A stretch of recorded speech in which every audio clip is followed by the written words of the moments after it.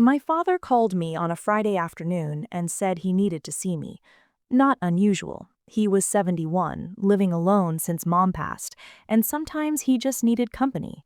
I stopped at the grocery store, picked up the things he liked: good bread, sharp cheddar, the specific brand of orange juice he'd been drinking my entire life, and drove the 40 minutes to his house feeling like a decent daughter. I let myself in with my key.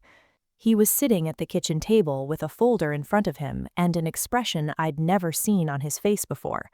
Not sad, not confused, ashamed.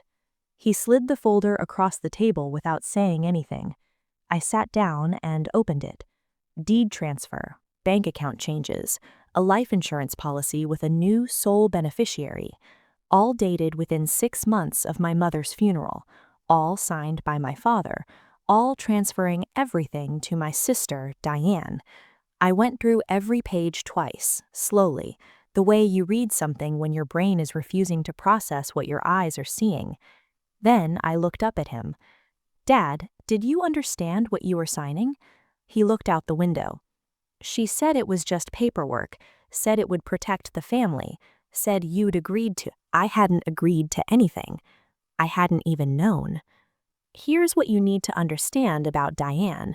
She was the family's golden child in this specific way that exhausts everyone around it. Not because she was cruel, she wasn't, not openly, but she had a gift for positioning, for being in the right place at the right moment, for making sure the people who mattered saw exactly the version of her she'd prepared for them. After Mom died, she was there every day, cooking for Dad, managing his appointments, handling his mail. I had a job 2 states away. I called every evening. I visited every 3 weeks. I sent money when he needed things. But Diane was there, and I trusted that. I was grateful for it. I told her constantly how much it meant to me, but she was showing up the way she was. She smiled every time I said it.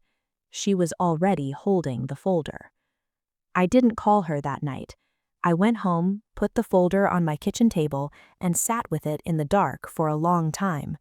I thought about our mother's funeral, standing at the graveside, Diane's arm around me, both of us holding each other up in that way you do when the grief is too big for one body.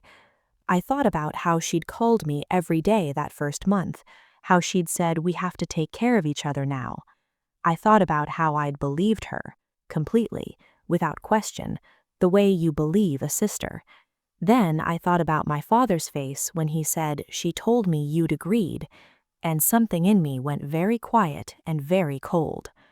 I hired an attorney, not locally, 2 states over, someone who specialized in elder financial abuse and undue influence cases. I overnighted her the folder and followed up with 3 years of bank statements I requested directly from the institutions using my power of attorney, a document Mom and Dad had both signed years ago, giving me legal authority I hadn't needed until now. My attorney called me 4 days later. She said the word prosecutable in a tone that meant she wasn't guessing. I said, "Tell me what we need." She told me.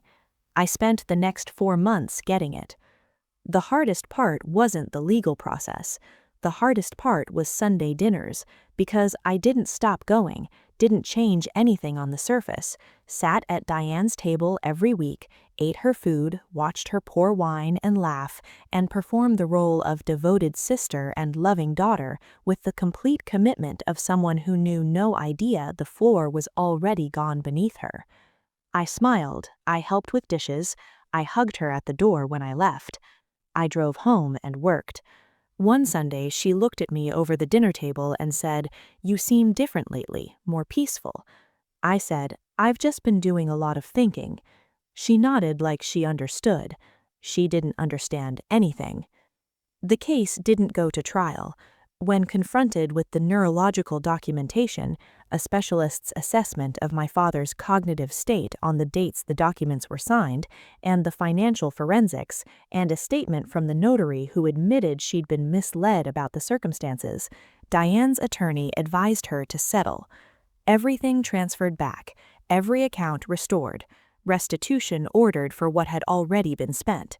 She didn't serve time, But she lost the thing she'd spent her entire life carefully building: the reputation, the image, the family's belief in the version of herself she'd constructed over 40 years.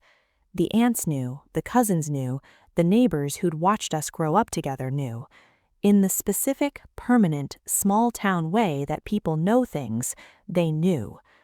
She called me once after it was over. I answered because I decided I would, because I wanted to hear what she had to say when the performance was finally over and there was nothing left to protect. She cried, real tears, I think, maybe the first real thing she'd shown me in years. She said she didn't know why she did it. She said she was sorry. I listened to the whole thing. Then I said, I know you're sorry. Sorry doesn't fix what you did to him, to his confusion, to the trust he had in you when he couldn't protect himself. She didn't say anything. I hope you figure out who you actually are, Diane. I genuinely do. I hung up. My father still lives in his house, in his name, the way it was always supposed to be. I visit every 3 weeks, bring the good bread and the sharp cheddar and the orange juice. We watch whatever game is on, and sometimes he falls asleep in his chair, and I sit in the quiet of the house where I grew up and feel something I can only describe as a debt paid, not by me, for me. He asked about Diane once. I told her she was doing okay. He nodded slowly and said, she always needed more than she let on. 7 words that explained 40 years in one sentence. I didn't respond, just reached over and turned up the volume on the game. Some things don't need adding to, they just need to be let go. The people who smile the widest at your grief are sometimes the ones already counting what it's worth. Trust slowly, watch quietly, and never mistake presence for loyalty.